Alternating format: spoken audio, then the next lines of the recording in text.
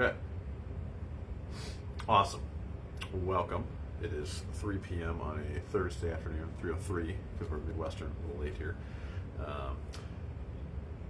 It's been a long, crazy day. I wanted to ask me anything today. I just want to chat about how to meal plan for an entire month. Admittedly, my wife is not here, but we're going to dive into it anyway. I got an outline from her. I'm going to channel my best Kaylin hat and try to be heard to you guys vicariously here. So without further ado, going to kind of launch into it here.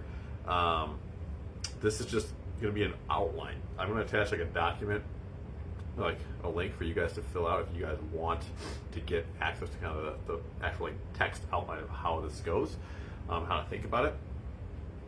So, because I don't have like a whiteboard behind me, this thing only does reverse imaging, so if I hold anything up, it's going to be reversed anyway. I know there's technology that can do that. I cannot figure that out. I don't have time for that. So, anyways, a little stressed. We are going to be honest about that, but we are going to dive into this. So, the way we do meal planning in our house is we think about, or my really me and my wife, but we do talk about this a lot.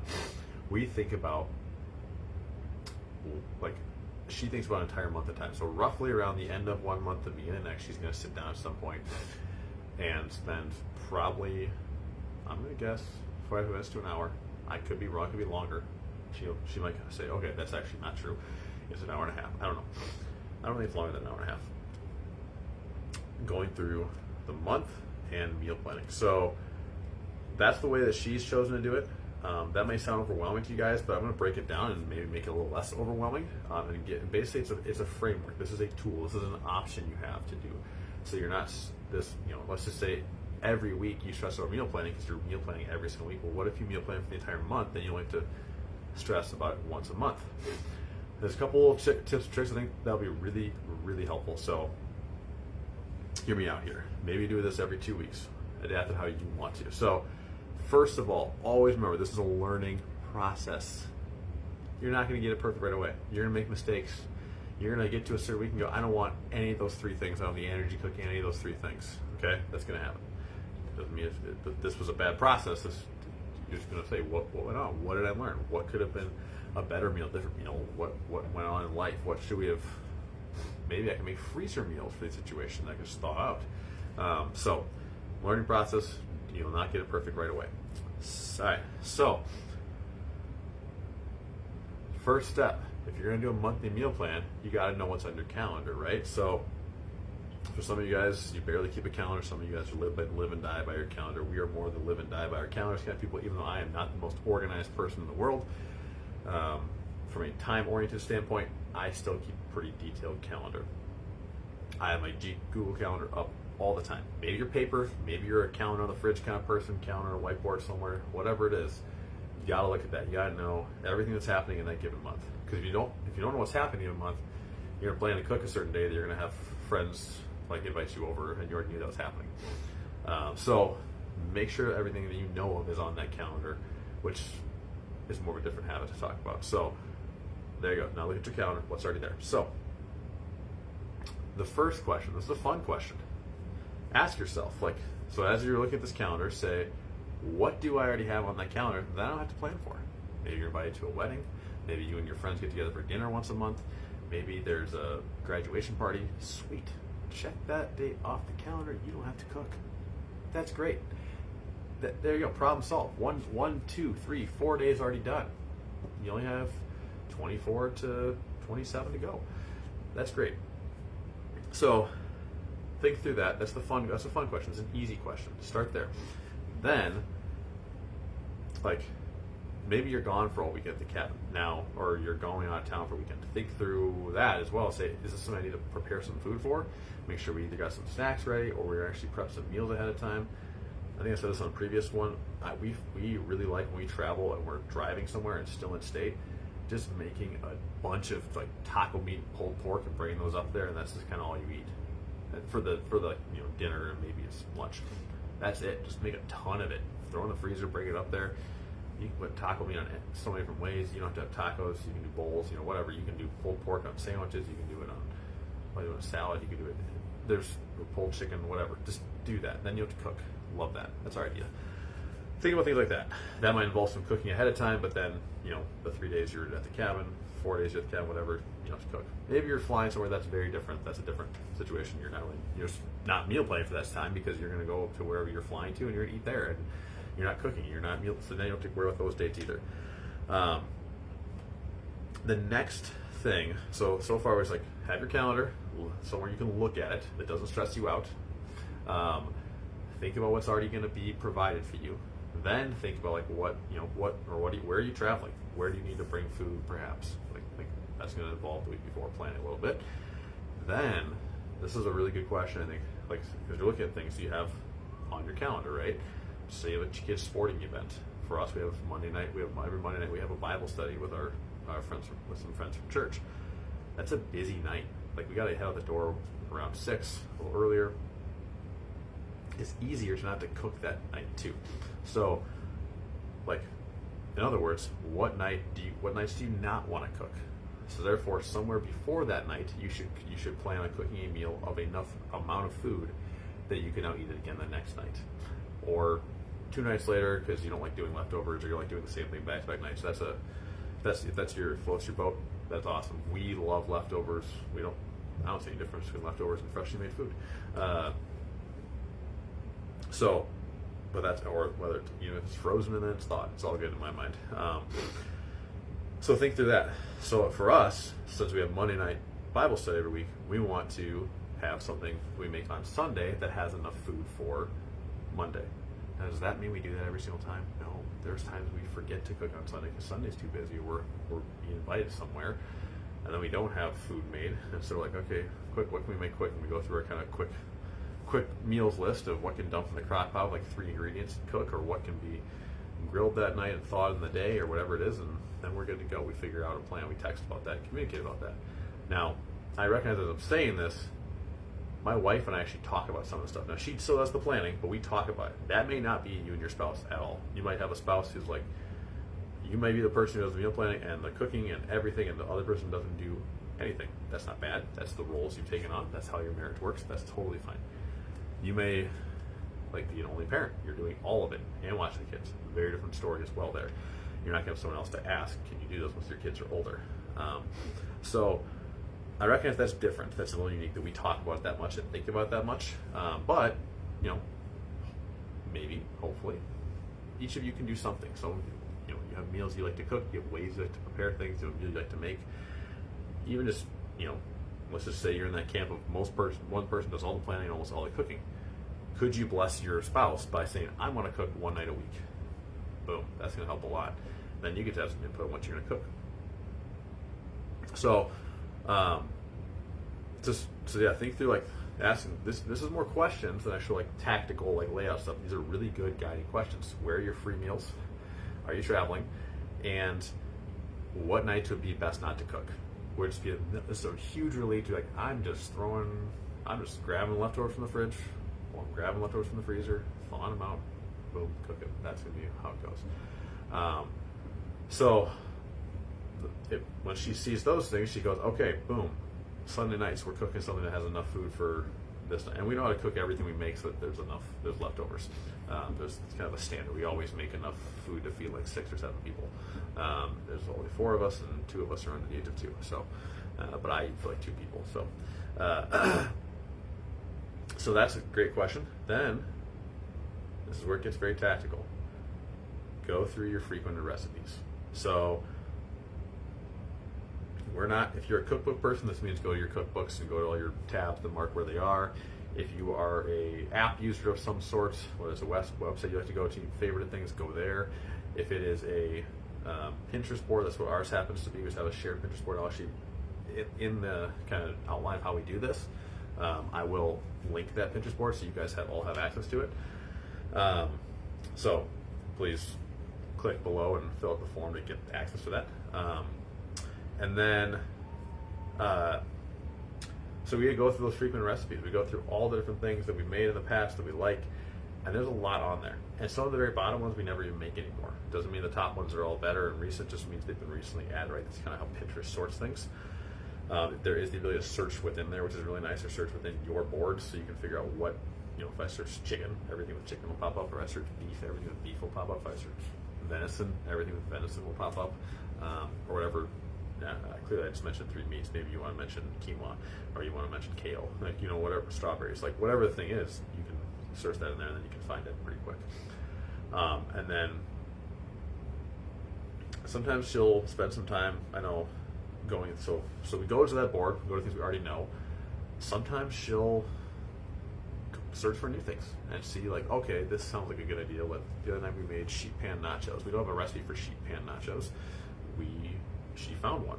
We followed it. It was pretty good. We saved it. Now it's there. It just was what about making this thing? And now we have it. So next time we, in the future moment, we might be able to make sheet pan nachos again. It's saved. We know where it is. So we go through that Pinterest board. By we, I mean she goes through the Pinterest board, chooses things that fit, tries to think through, I'm guessing things like, let's not have chicken all 5 nights that week. Let's make sure it has some beef and some pork as well. Or whatever other meats you want to have, turkey, game meat. For us, a lot of it centers around that. And that's a whole different conversation. That's how I'm going to think about things. That's how I'm going to talk about things. Is usually what meat is at the centerpiece, what proteins at the centerpiece of the meal. Still make sure there's a carb, there's a fat, there's some fruits and vegetables as well mixed around it. So she goes through those. She asks herself, hey, what sounds good? What sounds good to eat? What seasonal ingredients or spices do I want to use? So, seasonal things matter. We're in a state with a lot of changing seasons in Minnesota. Like summer, you're gonna have like more fruits. You're gonna have more salads. You're gonna have more things that are kind of salad-based mixed. Winter, you get more of those stews, soups, chilies, things like that. That are more hearty and like more liquidy versus like bowl salads, build those kind of things. And of course, I do a lot of grilling, so a lot of grilling happens as well. That's another thing here as well. We can do it later on. So, she asks herself, hey, what spices, ingredients do I want to use? What sounds good, given what we already have in our pantries. So then she'll even go a step further, say, what ingredients could I double up on a given week? Like cilantro. Cilantro goes in a lot of Mexican food. What also goes in some Asian food. So you could make a meal that, last night we made this like Mexican skillet of sweet potatoes and ground beef and diced tomatoes and some other things. Then pair that with you could also make some sort of a Thai food that has cilantro on it too. Now you bought cilantro, you haven't used it all for one meal, but you used it up between the 2 meals and the leftovers. So there you go. You have a beef meal one night, you have a chicken meal the other, you have cilantro going on both. They're 2 very different things. They're both very good. There's 2 very different things. Now you bought one ingredient, and it's both things. This comes through experience. She doesn't just associate.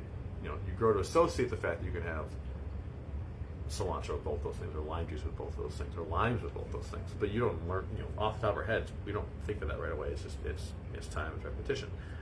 This board is nice because you can actually scroll through it and see there's a very broad different types of meals that we make. Then she'll also look back at the previous month. So if you haven't done this before, you don't have a previous month. If you haven't done it at all, you also don't have a previous year to look at. So she's been doing this for a year or more. And where she does our meals is she's created a separate Google Calendar. This is called Meals. And she shared that with me so I can see it. It's always on my Google Calendar, just a little orange thing. And by meal planning, I'm not referring to lunches, I'm not referring to breakfast, I'm just referring to dinners. I should clarify that. I never even said that. Meal planning is not lunch, breakfast, lunch, dinner. It is just the dinner. Lunch for my wife is typically, we're going to adjust this. Hold on a second here. Half timers. So she'll usually have a lunch of a leftover, so whatever we make, she'll have for lunch the next day or later on that week. So will our girls, and then I make something different for myself. So for lunch. So it kind of all works together. It works out. Breakfast is just a totally different ballgame. We eat the same breakfast 6 days a week. And then Saturdays is something different. So we look at the previous month and say, And you can do this off your memory. If you've never done this before, ask yourself, what did I eat last month? Just write down like 5 to 10 things that come to your mind, and say, oh, this was good, that was good, that was good, this was good, and then would I repeat that again this month? Okay, probably yes. Would I try something new this month? Sure. And find something new, whether it's Pinterest, your cookbooks, your app, whatever you use to store your recipes. Find something new and add it. So then she'll begin to add these things to the calendar. I think starting around those days. I think the days of highest priority are actually the days before or leading up to the days she doesn't want to have to cook. So she'll fill in dinner at friend's house for the night we're going to our friend's house, and then look at, okay, every Sunday I want to make sure I cook enough, or we cook enough that we have leftovers from Monday, or we're going to go to this thing at 6 p.m. this other night. Let's make sure we cook enough the night before that we can eat something quick before we go, without having to cook, because she gets home around 4. You guys all know how it goes. That 4 to 7 time period goes by really fast. If one of you has to cook at the same time, it's hard. And we both work, so if one of you stays home, that changes things up too. But yeah, this is how it works for us. Hopefully some of this is guiding perspective, ideas, suggestions that you guys can take and apply to your own meal planning, even if you're just doing it for a week. Maybe you're doing it for 2 weeks. Maybe you don't want to do a month at a time, you just want to do 2 weeks. Great. Give that a shot. It might give you a lot more peace of mind. If you have, and I'm saying you have anxiety on this, but if the idea of this sounds overwhelming to you, there's nothing wrong with trying it. It might be less overwhelming to do this than to wonder every day or week, what am I going to eat tonight? What am I cook tonight? To actually have that in mind and know, it's this. Okay, good. So she'll be adding things to the calendar. Like I said, first priority sounds like those nights that are before the busy nights that you won't have time to cook. Add things then, and then just building around that, like assuming making meals either back-to-back nights or every other night, depending on how things are going. We have leftovers, like I said, and then she will, one of the nights in there, always have a pizza night, just frozen pizzas in the oven, boom, taken care of. Another night will be inviting me, or many nights will be inviting me to grill or smoke meat. So we have and the reason we operate around that, and usually when she plans these, she'll actually ask me beforehand, is there anything you want to cook this month or you want to have out of the freezer? So we buy a quarter cow annually, and probably a half hog twice. So it's a whole pig across the course of the year. We buy a half in the spring and a half in the fall, because that's when the farm we buy from butchers the animals. And so we always have different cuts of the animal in the freezer, along with some chicken breasts and other things we buy from the store. But so she'll ask, is there anything you want to use up or see this? And of course I'll always say steak, so steak's gonna be in there, and some probably pork chops or a roast or something else that I'll smoke, whether it's ribs or something else. So she'll add me to those nights, and I'll be in charge of the cooking that night, at least the meat, and she'll do the side, or I'll do all of it, depending on the day. That's usually a weekend, but it can be definitely weeknights too. I love grilling, so she'll just invite me to do that on nights that she can see on my calendar. So we're looking at the same calendar here. She knows okay, he's going to be available by that time to start the grill up and thaw the meat and whatever. So, and then she might, if we're going to go long, today we're cooking a giant pork Boston butt. Today it's smoking outside right now, actually. And I think it was 2 days ago on the calendar, I got an invite that said thaw pork shoulder. And I already started doing it before then because I was really excited about cooking this one.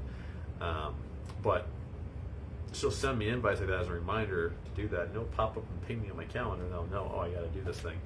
And because I work from home, this is my situation, not yours, and so I work from home, I'll, at my best, look at the calendar earlier in the day or around lunchtime and see if there's anything to get out of the fridge to thaw before dinner comes, if we're cooking that night. So I'm kind of more in charge of the thawing process, or she'll text me and say, hey, did you thaw the ground beef, or did you thaw the chicken, or did you thaw the steaks or the chops? Or usually I'm probably better at making sure we're thawing steaks or chops or whatever, because I'm really excited about those things. And not that I'm not excited about chicken, I can just sometimes forget and not look at the calendar. So that's kind of the gist of things.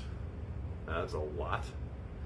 Like, this is a process that she has developed herself, that gives her a lot of, and gives us a lot of like freedom and peace of mind, and like really helps us like know here's what we're gonna have in a given month.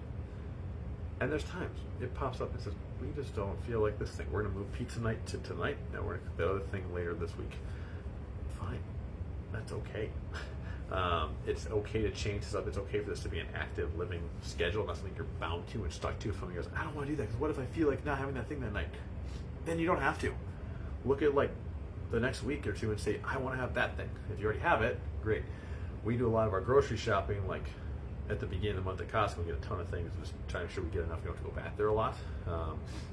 And we live right by a Target, so we go there a lot for other little things. But we still grocery shop. We still go to the grocery store like maybe 1 or 2 times a week. We're just looking at the things that we need for that upcoming week and trying to still make as few trips as possible. So that's the gist of things. I'm just going to run through it again. Make sure it's a learning process. You're not going to get it perfect right away. Really important to know that. So you can be kind to yourself. Be gracious to yourself. You're not going to get this perfect, and that's okay. Look at your calendar. Make sure all the events you already have that you know of are coming up are on the calendar. So keep a calendar somewhere and label it, run through that. Think through questions like, what do you have coming up that you have to plan for? This would be like weddings, grad parties, holiday gatherings, whatever that thing would be. You don't have to bring a food to a holiday gathering, but you know what I mean, like most something provided. Or like a weekend you're traveling. Does that involve preparing food ahead of time? Yes or no? Then ask like what nights are good to have leftovers on because you don't have time to cook. What nights would be easier to not have to cook? Maybe Sundays you don't want to actually have to cook food like almost ever. Just have an easy dinner of like, this is a friend of ours. She did this growing up. She did apples, cheese, and summer sausage. Not summer sausage. Was it? Apple cheese. Oh, apple cheese and popcorn. I would put summer sausage in that mix if I were to do it. So that was their Sunday night time. They would watch a movie or hang out as a family, and mom didn't cook. It was great. You can start traditions like that too. So like I said, think through when you'd rather have food made, what days you don't want to cook, so you can say, okay, I want to cook the day or two before that so that I can have food prepared for that, and get used to cooking in bigger batches as well when you do cook. Think through frequented meals. So have a place to store your recipes. Recipe book, cookbook, app, Pinterest, website, something that you can favorite things on, save things on, and so on. Think about what sounds good. Think about what's in season you want to use. Think about spices you might want to center the dish around. Think about ingredients you can double up on, like the cilantro example. Look at a previous month, or think about the previous month, or what you enjoy having. And right now it's summer, so think about summer meals. But then it comes to fall, what do you want to have more of in the fall? And then start putting them on the calendar. Just put that first one on there. Pat yourself on the back. You just plan a meal. That's great. Do another one. Pat yourself on the back again. You just plan on a meal. Like it's gonna take a little time and eventually become a faster process. Invite your spouse to cook, regardless of which one he's cooking. That way you're sharing the load a little bit. Or grocery shop, or keep the grocery list, or say, hey, what thing do you want to have this month?